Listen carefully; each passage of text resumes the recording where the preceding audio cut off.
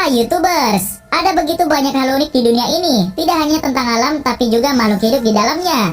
Salah satunya yang paling menyita perhatian dari keindahan tersebut adalah hewan-hewan yang memiliki bentuk dan rupa yang sangat beragam, terutama anak-anak mereka. Saat ini kita mungkin sudah pernah melihat begitu banyak jenis hewan, baik dari kebun binatang atau buku dan internet. Tapi nyatanya hal tersebut hanyalah sebagian kecil saja yang pernah kita saksikan. Masih banyak jenis hewan dan anak mereka yang belum pernah kita ketahui dan lihat sebelumnya.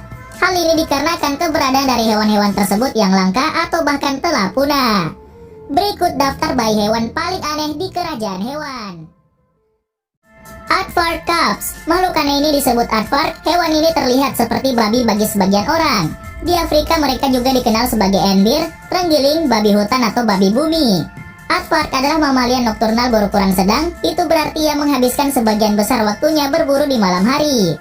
Baby aardvark adalah hewan yang sangat menarik, yang dikenal sebagai anak beruang. Saat lahir, bayi yang baru lahir tersebut memiliki berat tubuh sekitar 2 pon dan terlihat manis dengan kulit kosong dan keriput. Selama 6 bulan pertama hidupnya, anak yang baru lahir tersebut akan tinggal bersama ibunya.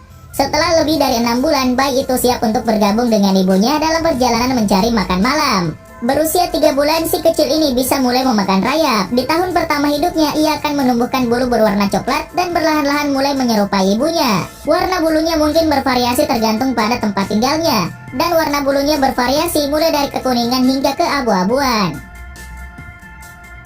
Bayi terenggiling. Terenggiling memiliki moncong panjang dan lidah yang lebih panjang yang mereka gunakan untuk memangsa semut dan rayap, dan tubuh mereka ditutupi sisik yang membentuk semacam baju besi. Sisik tersebut terbuat dari keratin, sama seperti rambut dan kuku yang ada pada manusia. Saat terancam, terenggiling menggulung tubuhnya menjadi bentuk bundar seperti sebuah bola. Jika hewan lain terperangkap di antara sisik-sisiknya, ia bisa mendapatkan luka yang sangat buruk. Pangolin adalah nama yang berasal dari kata Melayu pengguling, yang berarti berguling.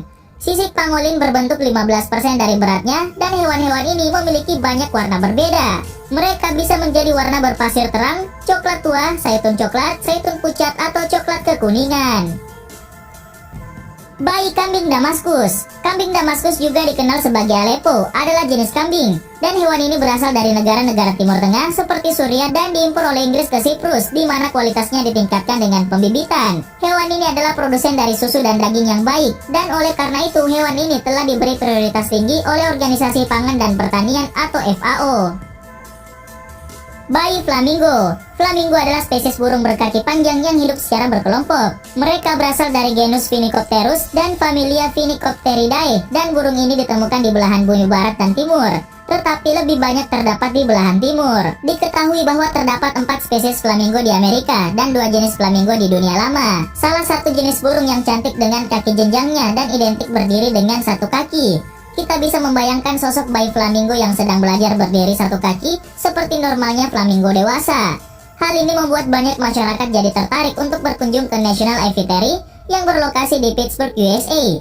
Karena mereka belum pernah melihat sosok bayi flamingo yang ternyata sangat lucu. Oleh karena itu, bayi flamingo tersebut pun langsung terkenal di dunia maya atau internet. Salah satu pengunjung mengunggah beberapa foto bayi flamingo yang sedang berusaha berdiri dengan 1 kaki di akun media sosial pribadinya. Tak disangka postingan tersebut mendapat respon yang sangat mencengangkan. Anjing laut. Segel abu-abu yang memiliki nama ilmiah Haliquerus grypus telah ditemukan di kedua pantai Samudra Atlantik Utara. Ini adalah segel besar dari keluarga Pocidae yang biasanya disebut sebagai anjing laut sejati atau anjing laut tanpa telinga. Ini adalah satu-satunya spesies yang diklasifikasikan dalam genus Haliquerus. Namanya segel abu-abu juga dikenal sebagai anjing laut Atlantik dan anjing laut. Segel berkerudung wintering dapat dikelirukan dengan segel abu-abu karena ukurannya hampir sama dan agak memiliki tampilan yang berhidung besar, tetapi berkerudung memiliki warna dasar yang lebih pucat dan biasanya menunjukkan bercak yang lebih kuat. Bull Grey memiliki hidung yang lebih besar dan profil yang kurang melengkung daripada anjing laut biasa. Falabella foal. Kuda mini Falabella adalah salah satu ras kuda terkecil yang hidup di dunia.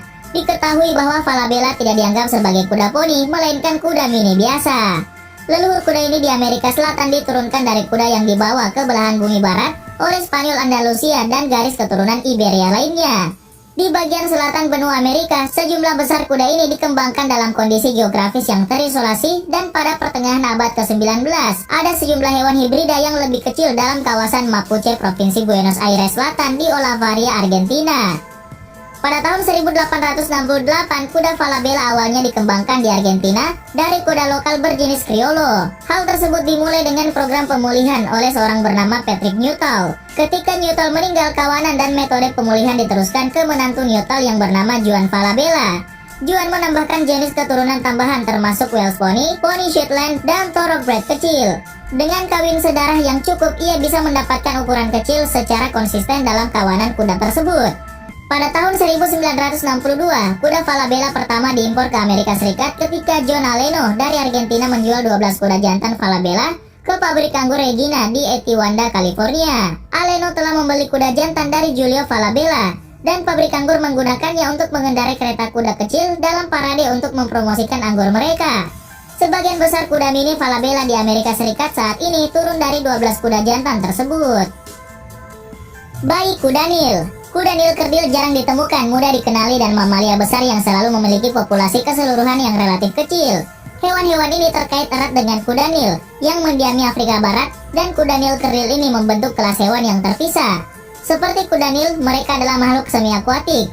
Meskipun mereka menghabiskan sebagian besar waktu mereka di tanah, sumber air yang konstan adalah kondisi kehidupan yang vital bagi kuda Nil pygmy, karena mencegah kulit mereka mengering dan membantu mereka mengendalikan suhu tubuh. Cakupan alami spesies ini meliputi Afrika Barat, termasuk negara-negara seperti Liberia, Sierra Leone, Guinea, dan Pantai Gading. Dalam wilayah ini, kuda Nil pygmy menghuni bagian tengah hutan daratan rendah tropis dengan tutupan lebat. Mamalia semi-akuatik ini hidup dan membangun lubang di sepanjang rawa dan sungai, dan terus-menerus tetap berada di dekat air. Bayi platypus. Hewan platypus dan terenggiling berduri atau echidna termasuk jenis hewan monotremes dari Australia dan New Guinea. Mereka meletakkan telur kasar seperti reptil. Meskipun setelah 10 hari, anak muda keluar dari telur dan kemudian dibawa dalam kantong mereka. Betina memiliki kelenjar susu tetapi tidak memiliki puting, sehingga yang muda harus memerah susu karena keluar dari kulit mereka. Monotremes memiliki sejumlah fitur reptil primitif lainnya, seperti suhu tubuh variabel dan cakar berbisa pada platypus jantan. Platypus memiliki paruh yang fleksibel seperti bebek, kaki berselaput, dan ekor seperti berang-berang yang digunakannya untuk berenang di sungai dan menangkap serangga air tawar dan udang karang.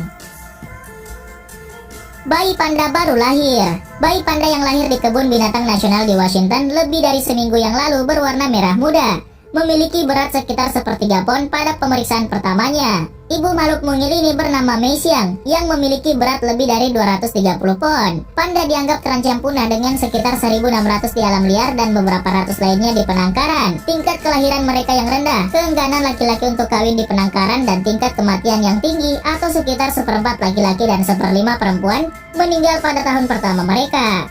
Secara tradisional, bayi panda yang baru lahir bahkan tidak dinamai sampai mereka berusia 100 hari. Makhluk-makhluk ini dapat menghadapi kematian selama kehidupan awal mereka dengan cara yang tampaknya tidak terhitung jumlahnya. Pada tahun 2012, Mei Xiang melahirkan seekor anak yang meninggal setelah 6 hari karena masalah hati dan paru-parunya. Di Tokyo, di mana seekor anak panda berusia 6 hari meninggal karena pneumonia setelah asinya masuk ke saluran pernafasannya. Para pejabat mengatakan bahwa 60 hingga 70% bayi panda yang baru lahir meninggal dalam minggu pertama mereka, namun kadang-kadang karena dibunuh oleh ibu mereka sendiri. Dumbo octopus. Grymphotheotis adalah genus dari gurita payung pelagis yang dikenal sebagai gurita dumbo. Nama dumbo berasal dari kemiripan hewan ini dengan karakter judul film Disney pada tahun 1941, yaitu Dumbo. Hewan ini memiliki sirip seperti telinga yang menonjol dan memanjang dari mantel di atas setiap mata. Diketahui bahwa ada 13 spesies yang dikenali dalam genus ini, dan mangsa mereka termasuk krustasea, bivalvia, cacing, dan copepoda. Rentang hidup rata-rata berbagai spesies Grymphotheotis adalah 3 hingga 5 tahun. Sebagian besar spesies Grymphotheotis hidup di kedalaman setidaknya 3.000 hingga 4.000 meter, dengan sebagian hidup hingga 7.000 meter di bawah permukaan laut. Hal ini merupakan habitat paling dalam dari semua gurita yang dikenal. Mereka adalah beberapa spesies octopoda yang paling langka meskipun mereka ada di seluruh dunia, termasuk di perairan Selandia Baru, Australia, Teluk Monterey, Oregon, Filipina, Kebun Anggur Marta, Papua Nugini, dan Azores. Gurita dumbo terbesar yang pernah tercatat memiliki panjang 1,8 meter dan beratnya 5,9 kg. Ukuran rata-rata untuk sebagian besar spesies adalah 20 hingga 30 cm panjangnya.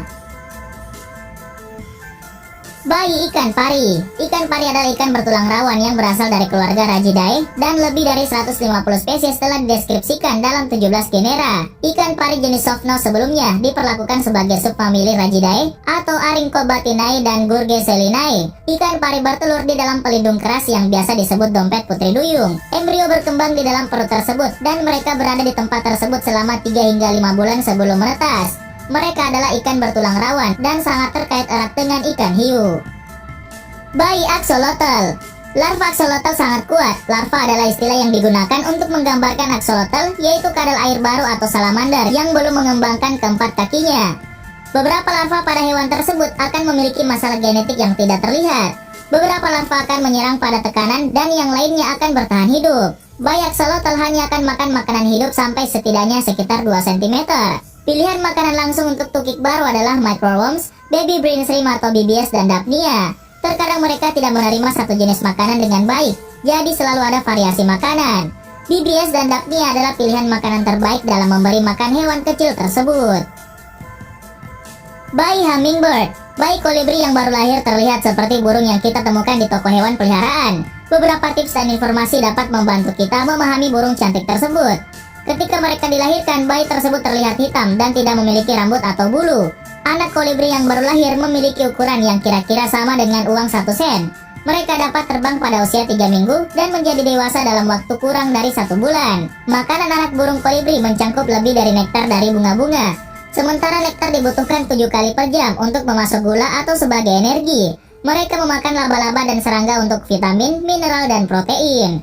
Tapi kolibri dari segala usia memang suka gula. Mereka bahkan menolak bunga yang tidak memiliki kandungan gula cukup tinggi.